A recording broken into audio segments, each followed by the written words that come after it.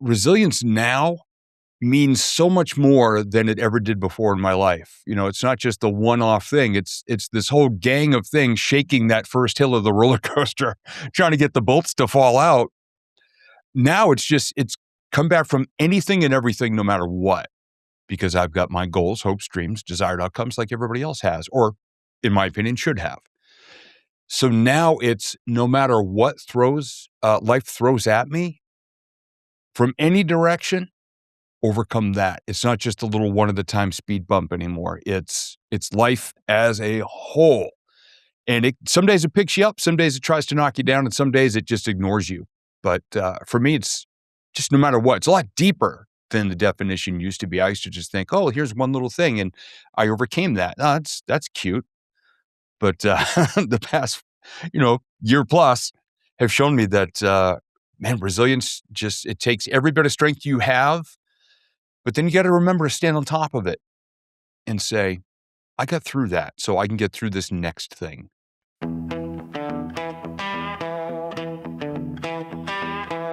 All right, welcome everybody back to the Sean Trey Show. I have an awesome repeat guest with me today. I would you like to tell people who you are and a little bit about what you do? Hey there, Sean. Thank you so much for having me back. My name is Steve Gamlin. I enjoy life as a keynote speaker, as a visualization strategist, and a learning program creator in the world of visualization and helping people see their best selves and then map out a plan to get there.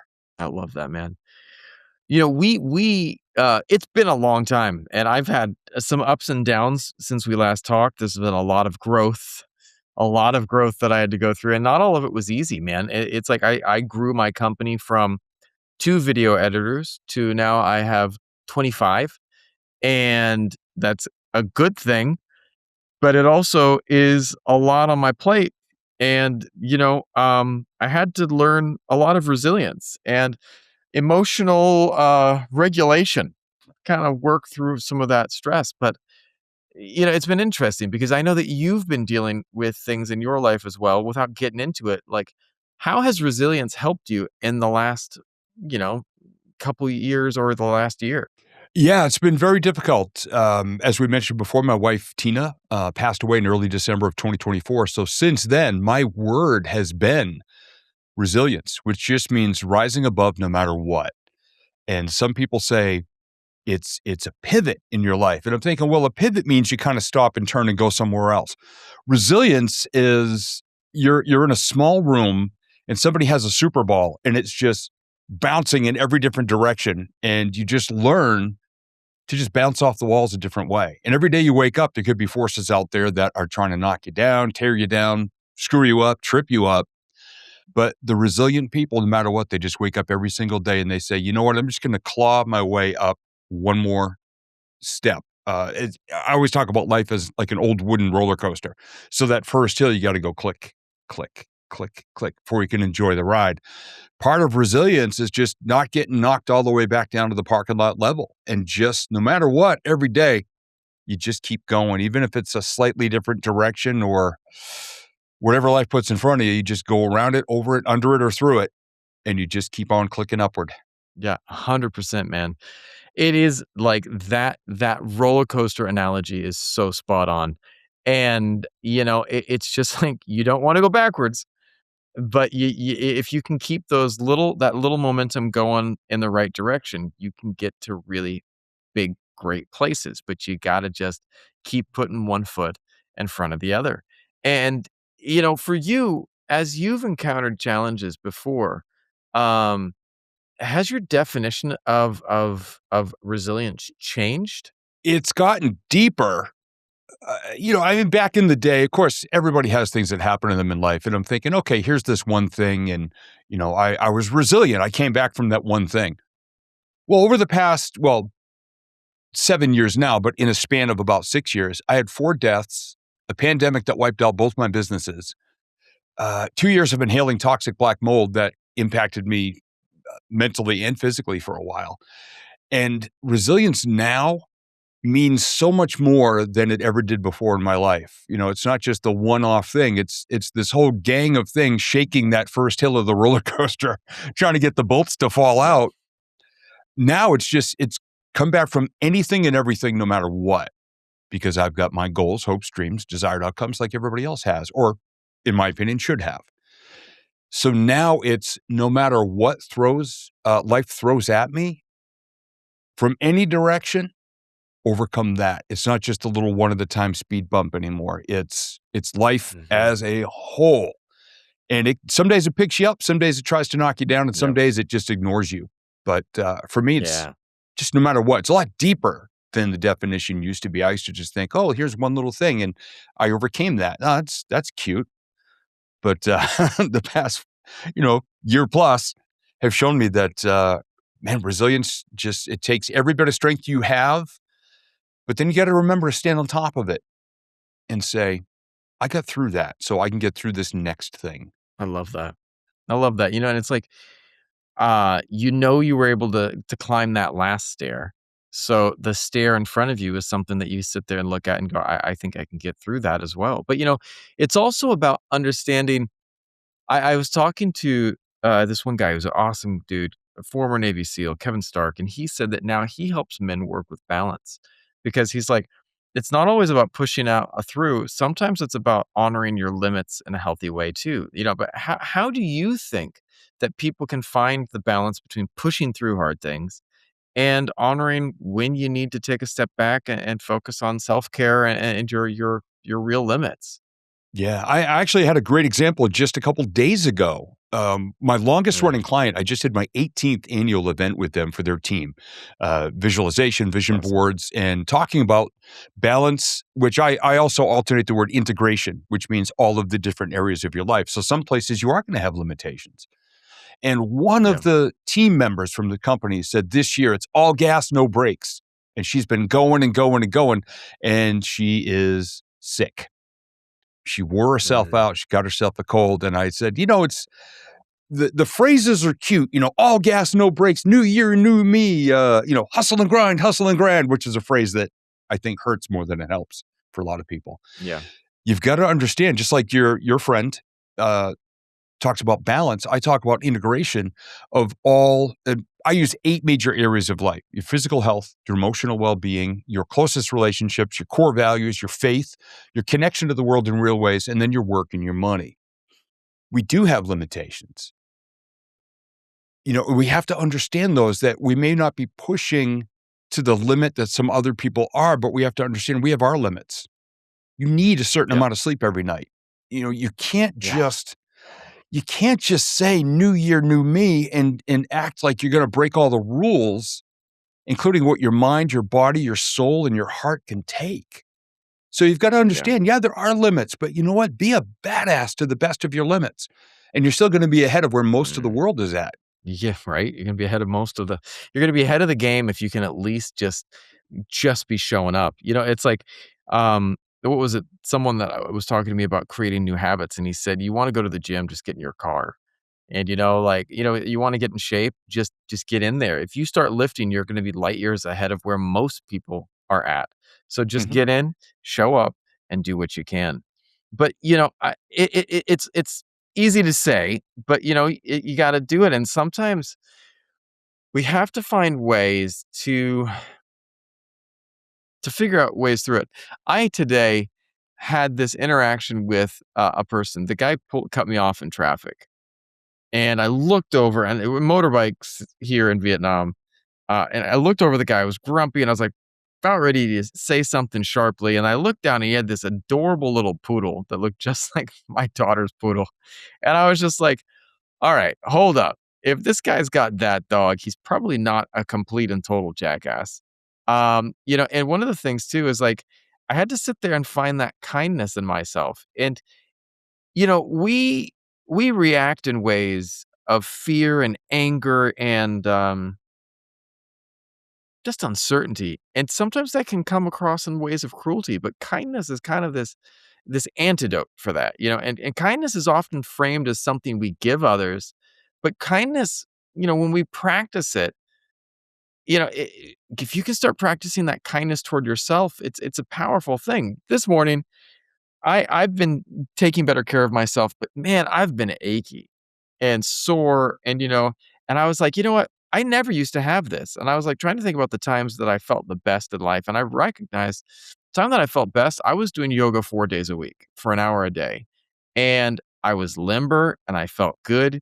And this morning I woke up, I had someone who was on my podcast and they were like, they didn't tell me they had a hard out at like a certain time. And so I woke up super early and I had this hard out and the person was gone. And I was like, well, I've got 30 minutes until my daughter wakes up for school.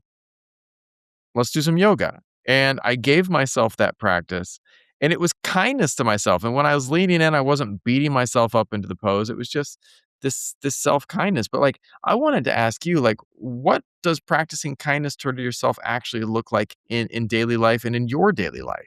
And what a great example. And kindness towards yourself. So many people, it just sounds foreign to them.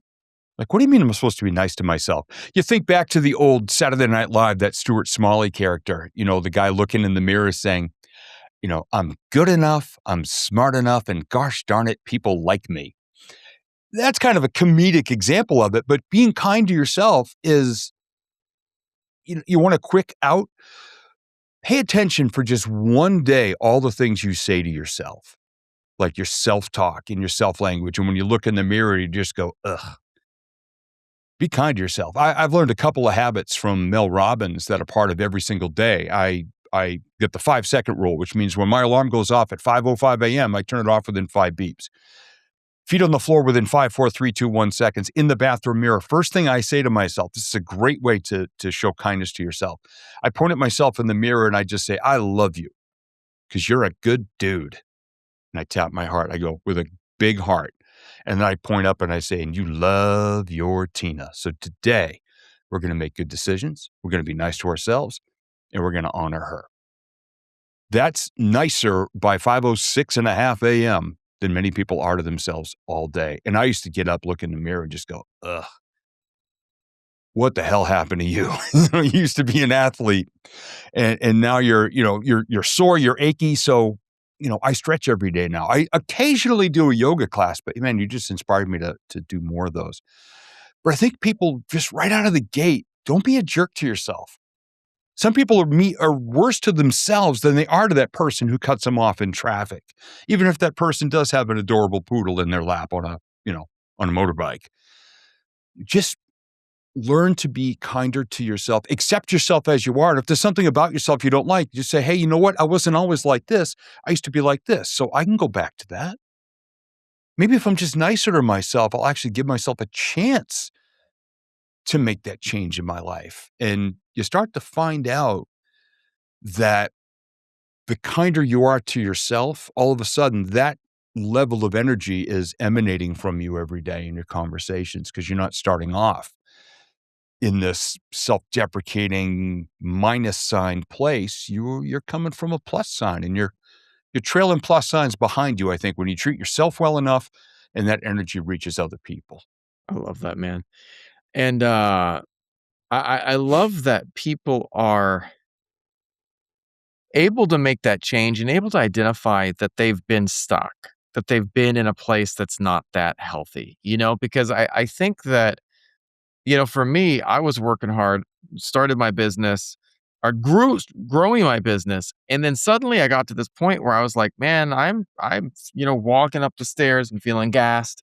I'm doing this stuff, so I got back into Muay Thai. And one of the things that I'm really big on this right now, it came up in one of my other podcasts, and the 3-part things that you have to do. And I think it was a financial podcast that came in, and because people were talking about, you have these goals that you want to achieve, but you got to have 3 things to really achieve that. You got to have your goals and dreams.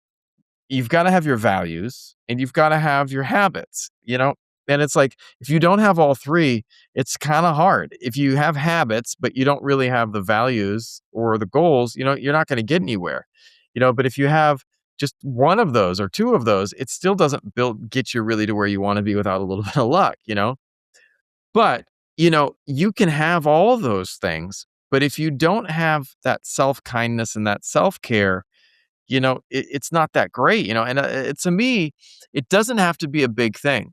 Like when my daughter goes to do martial arts class, I will run on the treadmill for about 10 minutes. Then I hit the heavy bags for about 15 minutes. and then I'll do some light yoga for the rest of the class. And then what I found was that those small intentional acts of kindness to myself created momentum during periods of uncertainty and transition. I had these things that were going, like, my life's going crazy. I wake up today, my LinkedIn had 75 messages in it this morning from people that I had reached out to. And I'm just like, that freaks me out, man. I'm an introvert, and I know it doesn't seem like that in my podcast because I love conversations with people, but I'm a heck of an introvert. And it's like, it's a lot to get overwhelmed by. But when we can have those little acts of like self-care, and one of the things for me that I know is a non-negotiable, I have to take a nap.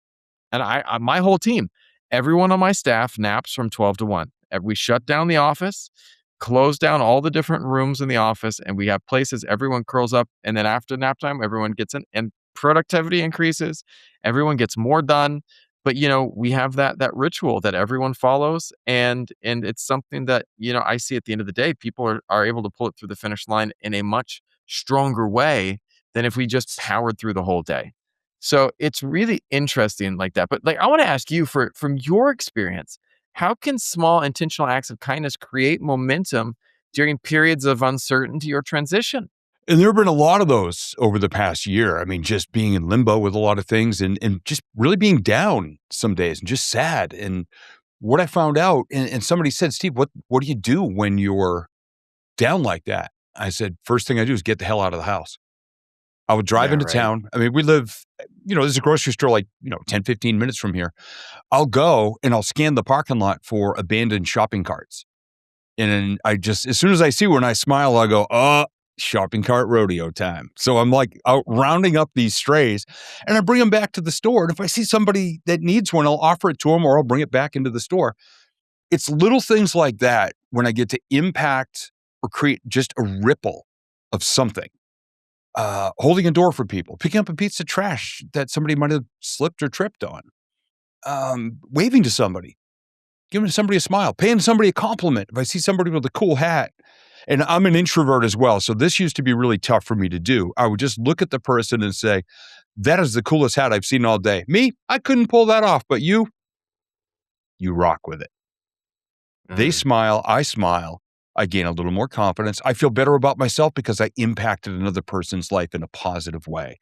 Whether or not they were aware, like rescuing a shopping cart on a windy day means somebody's car did not get dented because you took the time to put a plus sign out there, create a positive ripple in the universe. And the funniest time I ever had rescuing shopping carts was early in the morning. This is about 8 years ago when I used to go to the gym near us. I work out pretty much at home now. But I was rescuing carts and leaving them in front of the businesses that they belong to. And somebody gets out of a car and she goes, so you're the one. And I'm looking around like, who the heck is talking to me? She goes, I have to open the store every day. You're the guy who leaves the carts here, so I don't have to walk around the parking lot to get them. Thank you so much. You just made my day easier every time you do that. That's I was, awesome. I was just getting extra steps in my workout, man, and just saw a potential to create a little simple act of kindness that cost me absolutely nothing.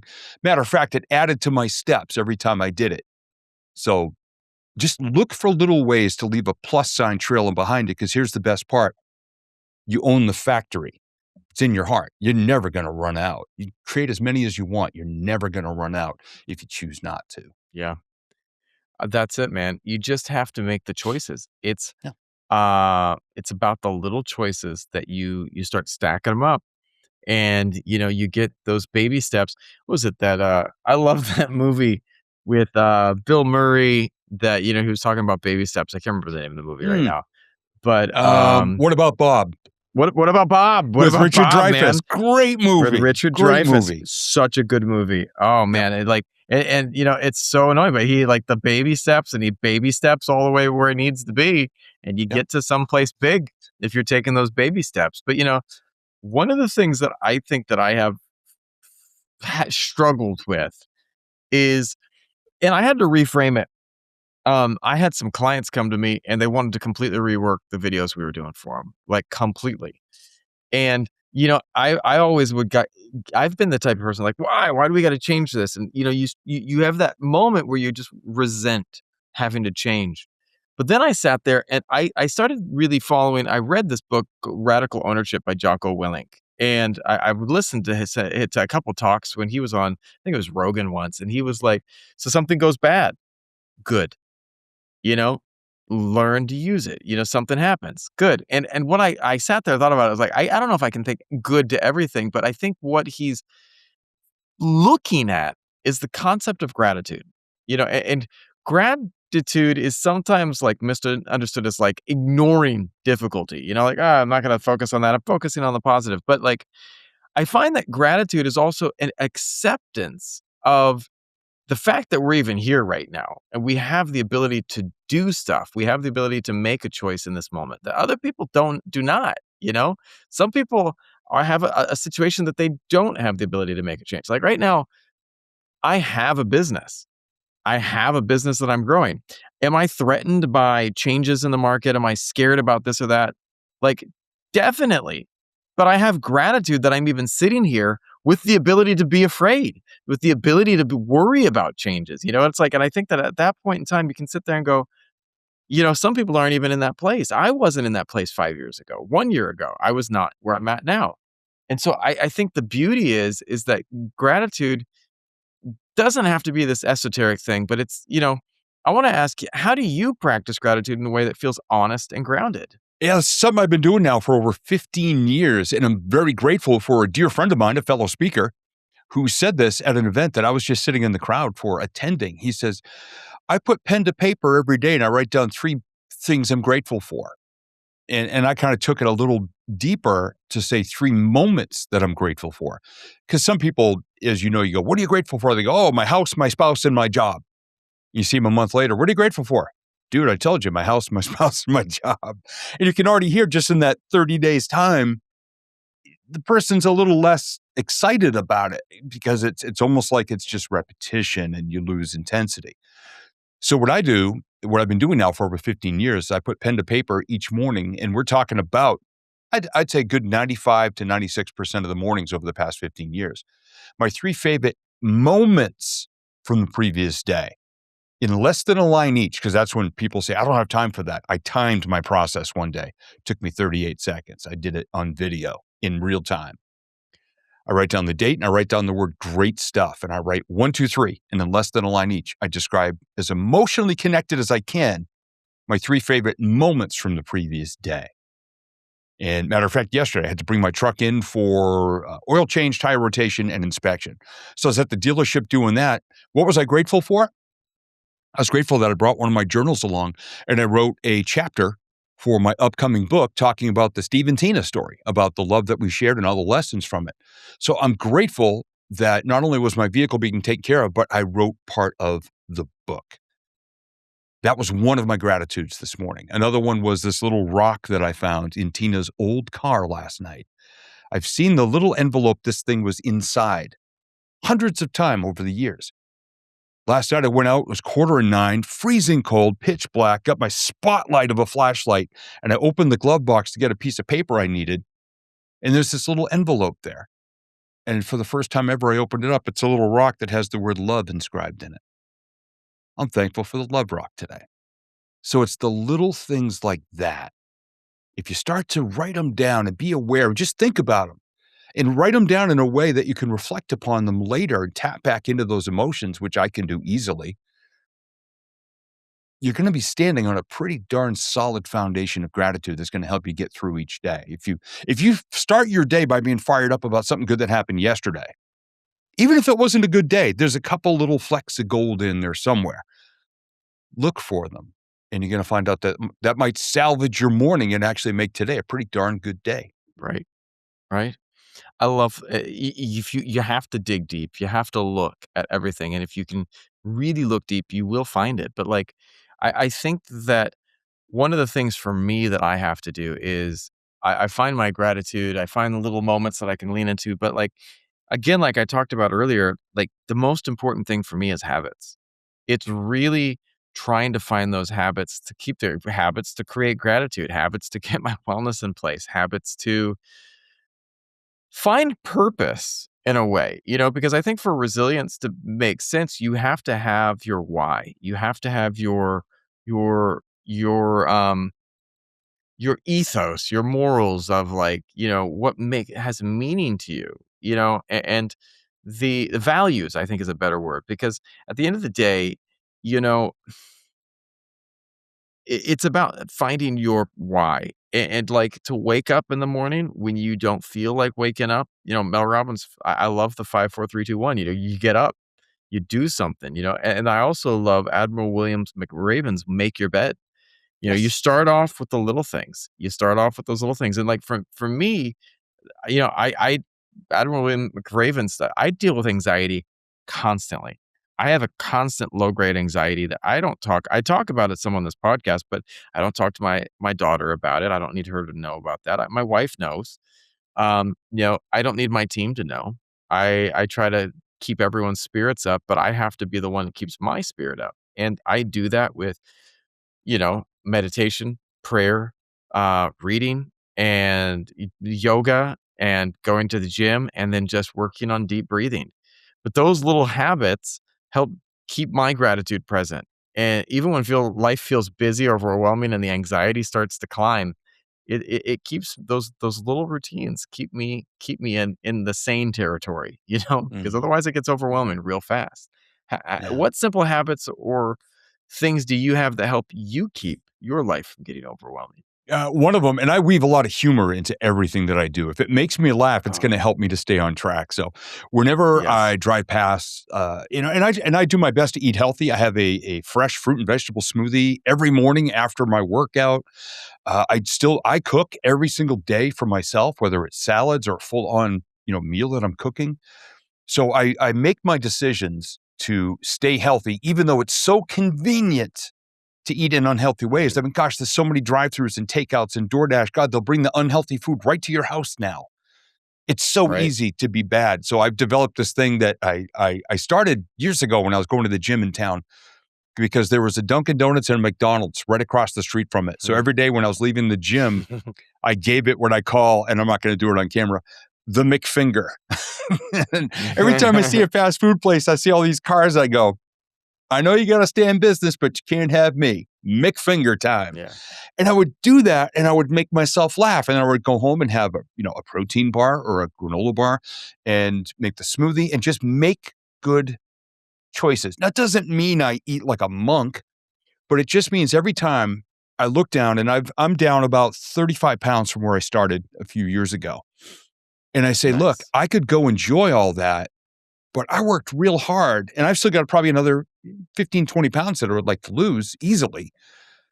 And I say, I want to make a decision today. It's going to help me go click and not fall back down to the parking lot, off the first hill of that roller coaster.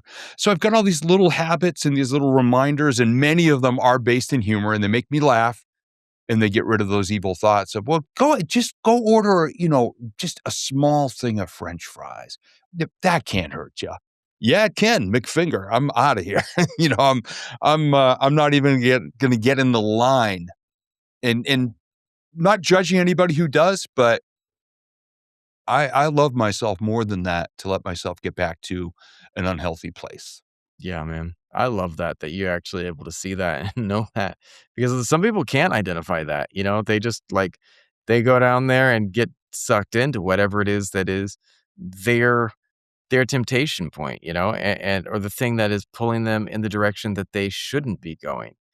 And, I love that you're able to see what it is that really brings you value and brings you wellness, because it's like wellness can look so many different ways for so many different people. And, but at the end of the day, are you able to like validate that space of just being healthy, wealthy, and wise, you know what I mean? And so it's not always easy, and I'm trying to think No. about, like, I'm trying to say, like, I would love to say to people, "Yeah, man, it's an easy thing to do," but when you're driving out of there and you're sitting there, like, I'll give another example that I think is the most difficult for me. When I take my daughter to the grocery store and we are checking out in line, and then we get right to that checkout, and they've got all that shit that I don't want her eating, and it's like, Oh, right it's the there at gauntlet, her height. at her height on both sides. It's like Yep. a gauntlet of like junk food Yep. on both sides. And she's like, Daddy, please. And I'm like, no, we're going to get through this. And you just got to kind of level up, and it ain't easy, because you're No. sitting there going, God damn, man, whoever planned this out was like a genius, but Yep. I got to be Oh, stronger they than that. know what they're doing. They Yeah. know exactly what they're doing. Yeah. Yep. And it's like, it's interesting because there's a lot of people that might be listening to this going, yeah, great for you guys. You've got it figured out. And I'm going to tell people, first of all, I don't have it figured out, but I'm piecing it together one piece at a time. But, for someone who's like sitting there thinking, I want to get my stuff figured out, where should someone start if they feel stuck or life feels unclear? Where would you tell them to start putting their energy? First thing I ask everybody to do is put down their phone, turn off all things electronic, grab a pen and a notebook or a journal or a piece of paper or something. Just write down where your life is at right now in all the Yeah. areas I mentioned, your physical health. If you're a numerical person, do it 1 to 10. If you're creative, descriptive like I am, write yourself a little paragraph even or a couple of sentences. Where is your life right now? Because we get stuck in that I want more and I want better.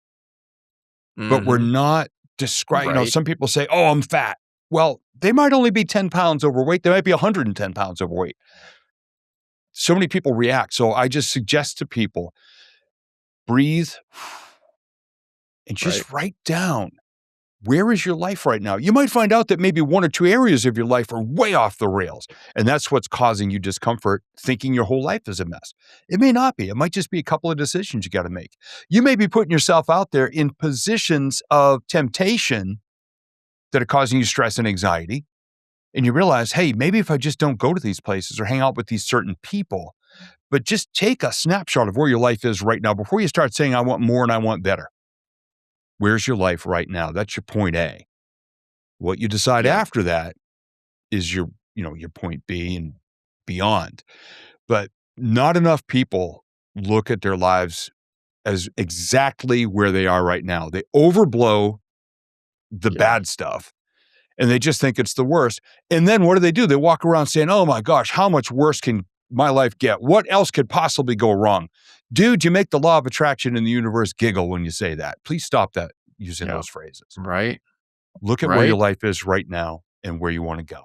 And be like, that's it. I love the whole vision board thing that you push, because like I believe in that. What you focus on is what you're going to attract. And if you are leaning in on things that you don't like, man, you are going to be putting that in your head. Like I found that as I started growing, I had the wildest thing happen, and I don't know how to explain it.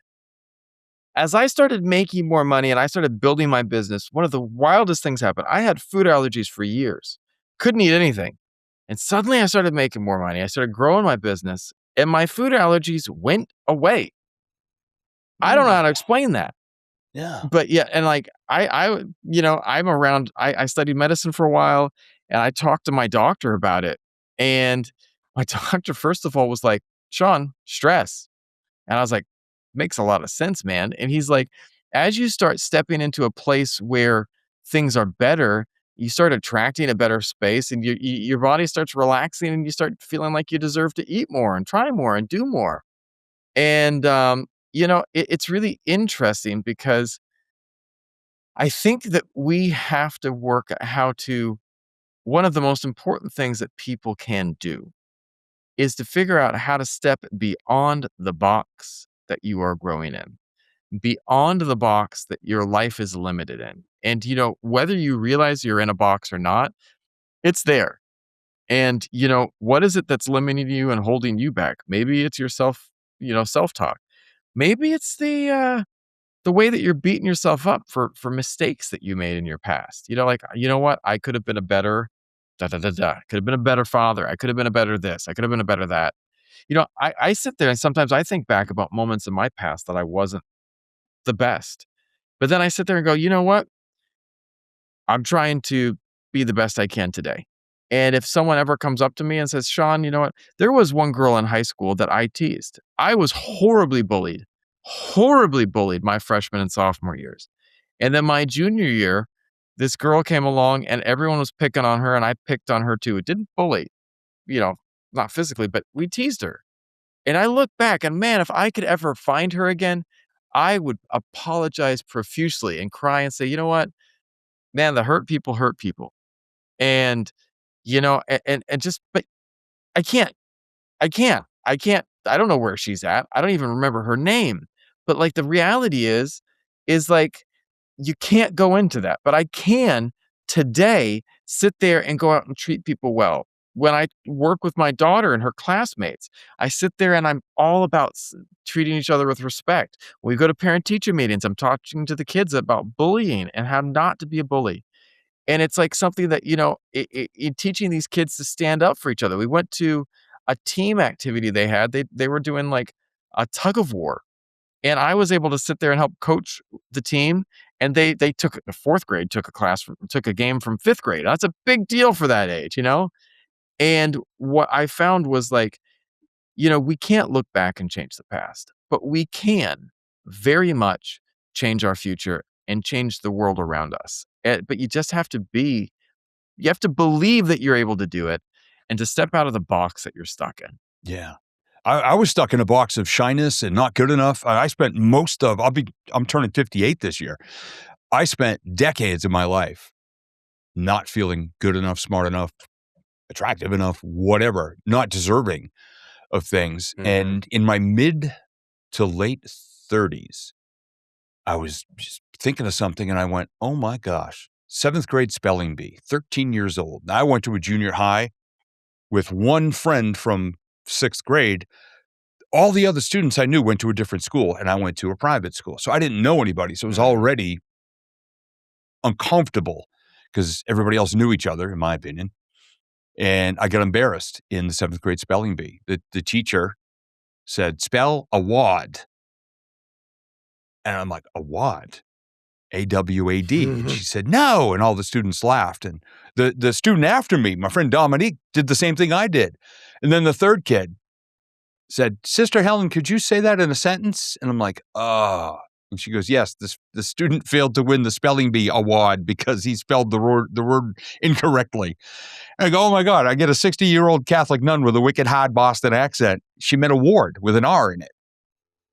And I get so embarrassed. It's so goddamn. Oh my literally, God.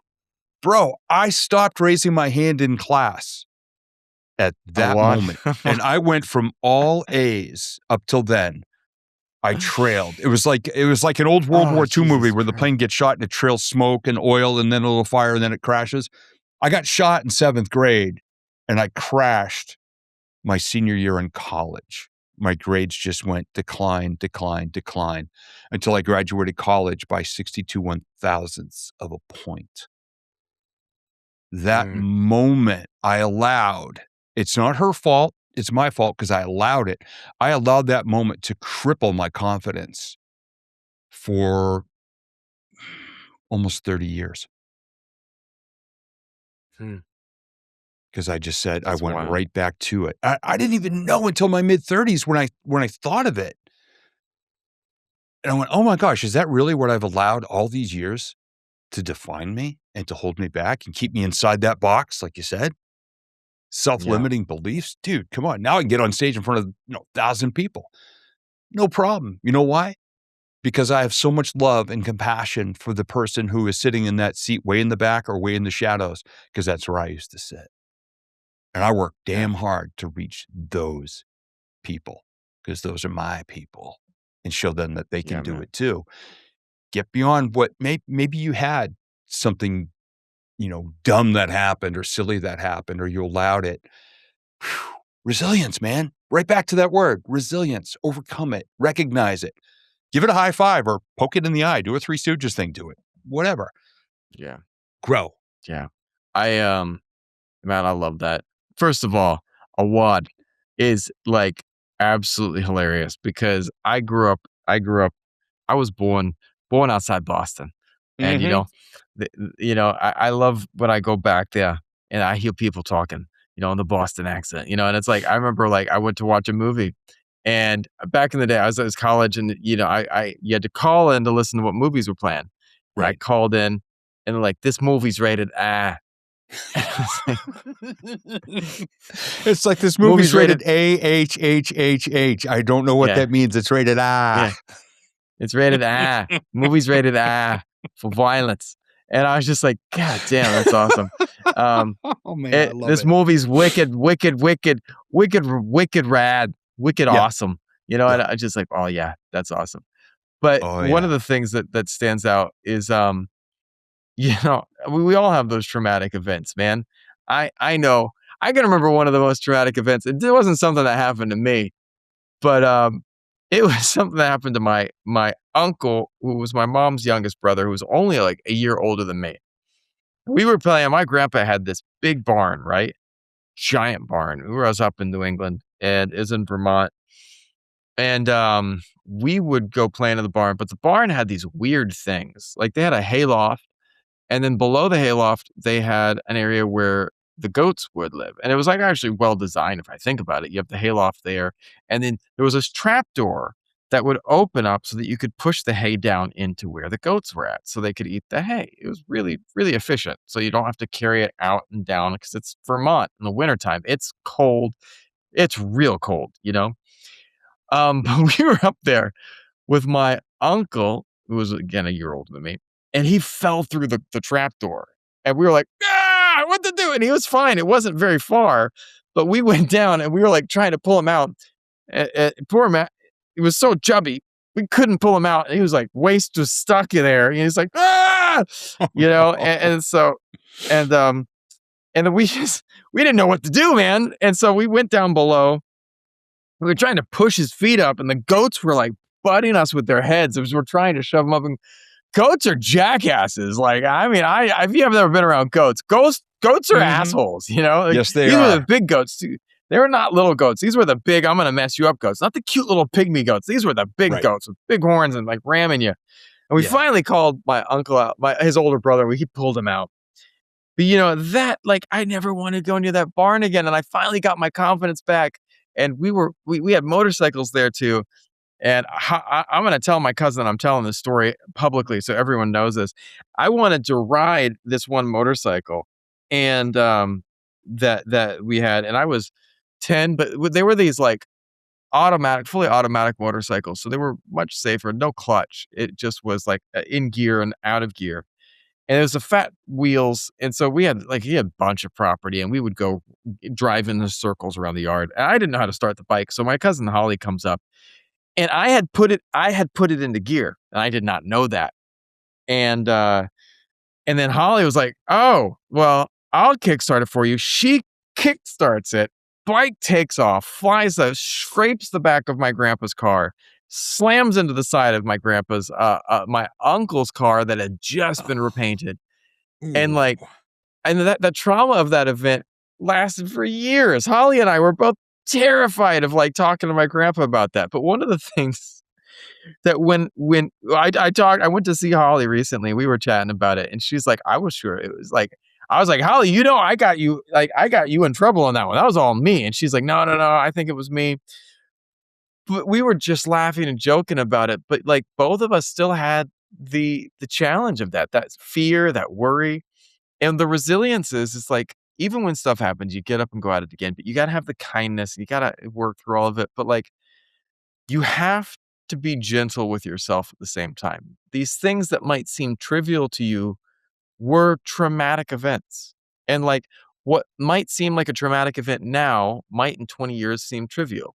But the reality is like when you're in this, whatever you're in, it is challenging and it is hard. And you have to work and continue making choices that steer you in the direction you want to be going. And we can't always see it. You can't always see that event that's traumatic for you might have been one of the things that, you know, motivated you to become something else, you know? And, you know, I think that what was it? Steve Jobs had that great quote or speech that you can't connect the dots looking forward. You can only connect them looking back. And I think that that's just so profoundly true. And if you can live intentionally and connect those dots as intentionally as you can, then it's a lot easier when you look back to say, you know what? Certainly there might be fate or something pulling us through those paths, but at the same time, maybe maybe part of that is your choices, the choices you're making to get this, this life, this better life. Yeah. And a big part of life is, and this is something I say to all my people and all my audiences when I'm on stage. I said, look, life is not about what you get, it's who you become along the way. So Yeah. you have to know what all those dots are. The dot may be a straight line, but the dot may go up and down and back and forth and all over the place. And that's okay Yeah. too, because it can make a really cool picture. Or in case if you ever become a professional speaker, this is why I laugh when people ask me, hey, Steve, how do you make up the stories you share on stage? And I just stare at them like a puppy and even tilt my head. If I could get a surgery to make one ear flop down at that moment, I would, because I think it would be a great moment. I'm still connecting dots. I've got hundreds, if not thousands, of stories I can tell about ways I've screwed up my life or ways I've improved my life and decisions and actions Yeah. that followed them. And all these people that say, I wish I could get up on stage like you do. I said, well, 22 years ago, I didn't think I could do it.